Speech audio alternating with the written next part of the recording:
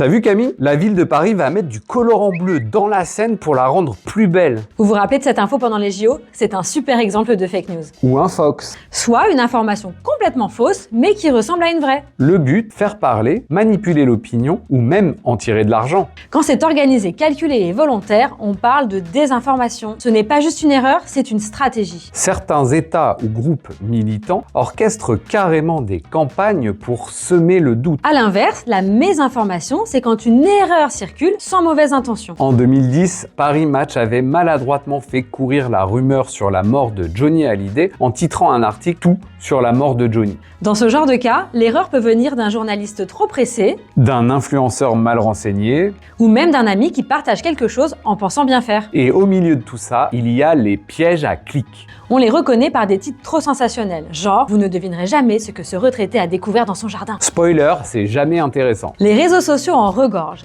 et les repérer, c'est déjà mieux se protéger. Et éviter de les colporter. Un simple partage mal vérifié et vous voilà à relayer un complot sur des pigeons qui espionnent pour le gouvernement. Oui, c'est une vraie fake news. Pour ne pas tomber dans le panneau, première règle, vérifiez vos sources. Si ça vient d'un site louche ou d'un nom de domaine improbable, méfiance. Vous avez un doute? Comparez avec plusieurs médias connus ou des sites de fact-checking. Bref, soyez curieux, mais pas crédules.